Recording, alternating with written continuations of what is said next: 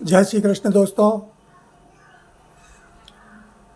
मैं इसके पहले 3 वीडियो मैंने डाले हैं लव जिहाद के बारे में दोस्तों। लव जिहाद मतलब प्यार का जो दुष्चक्र होता है उसके बारे में।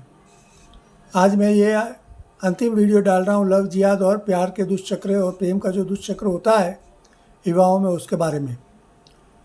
इसके पहले जो मैंने कुंडलियाँ डाली थी दोस्तों उनमें आप देखना कि जो 5 जो घर है कुंडली के उसमें सभी में वो चंद्रमा थे, चंद्र था या बुध था साथ में। आज की कुंडली में क्या है, न चंद्रमा है न बुध ग्रह है, उसकी जगह आज शनि ग्रह को शामिल किया गया। तो आज शनि ग्रह यदि इन खानों में इन ग्रहों के साथ में हो तो उसका क्या परिणाम होते हैं उसके बारे में कुछ बता देना चाहता हूँ दोस्तों। इसके पहले दोस्तों मैं कुछ एक बात बता देना चाहता हूँ कि यहाँ पर मतलब कि शुक्र जो आज दर्शाया गया है वो क्या है कि पहले की जो कुंडलियों में चंद्रमा था तो चंद्रमा भी क्या स्थिर तत्व का ग्रह माना जाता है, लेकिन आज जो कुंडली दिखा रहा हूँ इसमें भी शुक्र है। तो शुक्र चंद्रमा की भूमिका निभा रहा है दोस्तों। शुक्र मतलब स्त्री तत्व का ग्रह माना जाता है। शुक्र एक ऐसा ग्रह दोस्तों यदि स्वतंत्र रूप से कुंडली में कहीं भी अच्छी कंडीशन में हो या शुभ ग्रहों के साथ में जैसे गुरु है, चंद्र है, बुध है जैसे ग्रहों के साथ में यदि है तो वो हमेशा वैसे व्यक्ति को मतलब ऊंची स्थिति पर ले जाता है। ऊंची स्थिति माने उसको उसके जीवन में कभी रोटी कपड़ा और मकान की तकलीफ नहीं रहती, उसको वैभव पे ले जाता है। ये लग्जरी ग्रह माना जाता है। मतलब कि जिसकी ज़िंदगी में शुक्र यदि अच्छा है तो वो जीवन भर हमेशा सभी प्रकार के सुख उसको प्राप्त होते हैं दोस्तों। लेकिन यदि शुक्र किसी पाप ग्रह के साथ में युति में है या साथ में बैठा है तो वही शुक्र उस इंसान को कामुक बना देता है, मतलब वो व्यभिचार में लिप्त कर देता है।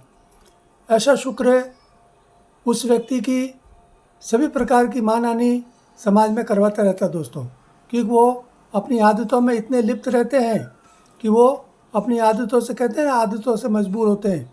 तो उसके साथ में जैसे ये मंगल शनि राहु जैसे ग्रह यदि हो तो इनके बहुत ही घातक दुष्परिणाम होते हैं दोस्तों। यहाँ मैंने 5 स्थानों पर देखो बताए हैं कि मंगल शनि शुक्र राहु 5 स्थानों में मैंने दिखाया। तो ये पहला जो स्थान है जहाँ एक लिखा है ये इंसान की बुद्धि ज्ञान और विवेक का है, लेकिन यहाँ यदि पाप ग्रह होते हैं तो वही इंसान अविवेक बुद्धिहीन और मतलब कहते हैं ना कि जिनमें बिल्कुल बुद्धि जैसी कोई चीज़ नहीं होती है वो फिर नेगेटिव विचारों से ग्रस्त रहता है दोस्तों। उसी तरह ये पति पत्नी का वो प्रेम और प्रेम प्रेमिका का भाव है, और ये हमारे जो प्राइवेट पार्ट होते हैं दोस्तों, गुप्तांग लिंग है, योनि है, इंग्लिश में जैसे वेजिना और पेनिस बोलते हैं, ये उसका स्थान है दोस्तों। यहाँ पर होने से क्या होता है कि हर समय उनको मतलब उत्तेजना से ग्रस्त रहते हैं, चाहे यहाँ हो चाहे ये माइंड है। यहाँ पे पाप ग्रह होने से वो हमेशा क्या रहते हैं, वो उत्तेजित रहते हैं 24 आवर, जब भी वो जगे हुए रहते हैं। खाली वो 7-8 घंटे जब सोते हैं तभी उनकी वो मानसिकता शांत रहती है, वरना वो हर समय इन्हीं चीज़ों में लिप्त रहते हैं। हर समय उनको मतलब कि किसी न किसी मतलब कि कामुक विचारों से वो ग्रस्त रहते ही, यहाँ हो ये जो भी 5 ग्रह बताए यहाँ पर दोस्तों। तो अब कहने का मतलब ये है कि ये जो पाप ग्रह है इन पाप ग्रहों के रूप में यदि जब ये आते हैं तो उसे जिस भी व्यक्ति के चाहे पुरुष हो चाहे स्त्री हो उनकी ज़िंदगी में मतलब कि हमेशा ये अनाचार दुराचार में लिप्त पाए जाते हैं दोस्तों। तो विशेष करके आज जो मैं कुंडली जो बना रहा हूँ वो अपनी बहन बेटियों के लिए है। उन माता पिताओं को मेरा निवेदन है कि कृपया अपने बच्चों के जब भी 10-12 वर्ष के हो जाते हैं किशोर वय से फिर युवा अवस्था में प्रवेश करने की उम्र हो जाती है, उसके पहले कम से कम अपने बच्चों की कुंडलियों का ये विश्लेषण कर लें कि कहीं उनमें ऐसे योग तो नहीं है, क्योंकि अभी तो वो बच्चे हैं, वो परतंत्र है, वो आपकी पनाह में है।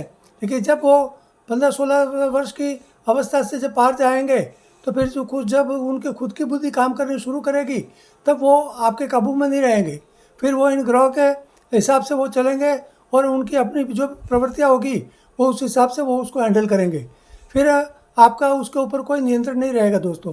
इसलिए सबसे अच्छा यही है कि सबसे पहले हम अभी से हम यदि उस चीज़ को समझ लें तो आगे चल के हम उस पर कुछ नियंत्रण रख सकते हैं दोस्तों। तो ये चीज़ है। अब ना दोस्तों, ये जो ग्रह इन इन स्थानों में होने से क्या क्या उसके मतलब के परिणाम होते हैं, उसके बारे में बता देता हूँ दोस्तों। जैसे कि दोस्तों, ये जो ग्रह है, जैसे मंगल, शनि और राहु, ये हमको, मैं इन ग्रहों को ऐसे कहूँगा कि जैसे हम गलियों में देखते हैं दोस्तों, जैसे आवारा कुत्तों के जो झुंड घूमते रहते हैं दोस्तों, या जो मतवाले सांड होते हैं दोस्तों, हैं, उनकी हम क्रियाएं देखते रहते हैं। उसी तरह ये जो कामुक जो भेड़िए होते हैं दोस्तों, ये उस तरह के फिर ये ग्रह बन जाते हैं दोस्तों। मतलब ये शुक्र जो स्त्री होती है, क्या इनके पीछे मतलब ये ऐसे ये कामुक, ये सब कामुकता में लिप्त ये ग्रह मतलब कि उन कुत्तों भेड़ियों की तरह बन जाते हैं दोस्तों। तो उससे मैं इनके चुंगल पे फिर मान लो कोई भी आएगा तो फिर उसका क्या हालचाल वो होगा दोस्तों, ये चीज़ समझने की है दोस्तों। तो कहने का तात्पर्य है दोस्तों कि अपने बच्चों की कुंडलियों में इन चीज़ों को देखें दोस्तों। एक चीज़ मैं और कह देना चाहता हूँ दोस्तों कि हमेशा देखिए, हम गलियों में, रास्तों में हमें पशुओं को दुराचार, अनाचार एकदम ओपनली करते हुए देखते हैं दोस्तों, क्योंकि वो पशु है, उनमें पशुता, उनमें बुद्धि नहीं, विवेक नहीं, ज्ञान नहीं होता है। उनको ईश्वर ने, प्रकृति ने पशुता के रूप में उनको जन्म दिया है। लेकिन हम जो इंसान है, हम भी एक प्रकार के पशु ही हैं, हम भी एक जीव है। लेकिन हम में क्या है कि भगवान ने बुद्धि, विवेक और ज्ञान दिया है, इसलिए हम अपने ज़िंदगी के जो अच्छे बुरों के बारे में हम सोच सकते हैं। लेकिन कई बार क्या होता है दोस्तों कि ऐसे जो ग्रह होते हैं, जो कि ये लग्न में बैठे हैं, 7वें भाव में, 6ठे भाव में, 8वें भाव में या 12वें भाव में जो रहते हैं, वे उस इंसान की सोचने समझने की बुद्धि को कमज़ोर कर देते हैं। वो कभी फिर मनुष्यता के बारे में सोचते ही नहीं है। हम कहते हैं ना कि इनमें इंसानियत नहीं है। तो ऐसे लोग जो होते हैं उनमें इंसानियत की बहुत कमी रहती है दोस्तों। वो कभी इंसान के रूप में होते ही नहीं है। हालांकि शरीर उनका इंसान के रूप में होता है, लेकिन मानसिकता उनकी इंसान के रूप में नहीं होती, वो भी पशु के रूप में होते हैं। वो जो ये कामुक भेड़िए, और मैं जो कह रहा हूँ कुत्तों की जो मैं परिभाषा दे रहा हूँ, तो वो वैसी प्रवृत्ति के लोग होते हैं। वो हमेशा इसी फिराक में रहते हैं दोस्तों। वो दुराचार, अनाचार में, या जितने भी उल्टे धंधे जो होते हैं दुर्व्यसन के, वो सब उसी में लिप्त रहते हैं दोस्तों। तो कहने का तात्पर्य है दोस्तों, यदि मान लो ऐसे लोगों के चुंगल में यदि कोई लड़की या बहन बेटी फंस जावे, तो फिर क्या होगा दोस्तों, उसका किस किस प्रकार से शोषण होगा। वो जैसे फिर क्या होगा कि वो नाजायज़ संबंधों में लिप्त होने से क्या होता है दोस्तों कि हमेशा कई बार ऐसा देखा जाता है कि ऐसी लड़कियां समाज में यदि कहीं लिप्त है तो अवैध गर्भपात होते हैं दोस्तों। कई बार अवैध बच्चों का जन्म हो जाता है। तो फिर वो कितनी शर्मिंदगी की बात होती है यदि किसी परिवार में ऐसे यदि कारण बनते हैं तो ये सब चीज़ सोचने की चीज़ है दोस्तों। कई बार क्या होता है कि ऐसे जो मान लो ये सब ग्रह किसी लड़के की कुंडली में, तो वो लड़का क्या करेगा दोस्तों, फिर आगे चलकर वो भी ऐसे दुष्कर्मों में लिप्त पाया जाएगा दोस्तों। वो मतलब कि आवारागर्दी में, कहते हैं ना कि हम कई बार देखते हैं कि भाई किसी किसी परिवार में ऐसे आवारा, हालांकि ज़्यादातर नहीं होते, लेकिन ज़्यादातर क्या होता है, कई परिवार में ऐसे होता है कि वो लड़के मतलब ऐसी स्थितियों में लिप्त पाए जाते हैं जिससे हम निकम्मा बोलते हैं क्या, और दुराचारी बोलते हैं, ऐसे होते हैं। और लड़कियों में यदि ऐसे ग्रह हैं तो वो भी फिर दुराचार के चुंगल में फंसकर अपना जीवन बर्बाद कर देती है दोस्त। और फिर कई बार तो क्या होता है, ऐसे जो ग्रह होते हैं मतलब जिन व्यक्तियों की कुंडली में यदि वो मनुष्य है, तो वो जैसे मानव तस्करी है, ह्यूमन ट्रैफिकिंग जिसको बोलते हैं, ऐसे जो कार्य होते हैं उनमें भी लिप्त पाए जाते हैं। वो फिर लड़कियों का जैसे वेश्यावृत्ति में धकेलना है, या उनको मतलब कि भला फुसला कर उनको कहीं भी ले जाकर उनको बेच डालना है। तो ऐसे सब कार्य ऐसी स्थिति में होते हैं दोस्तों।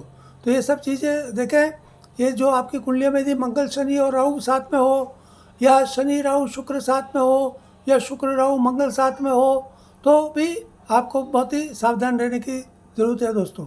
तो आज के लिए मैं इससे ज़्यादा कुछ नहीं कहना चाहता हूँ। ये मेरा लव जिहाद के बारे में अंतिम वीडियो है।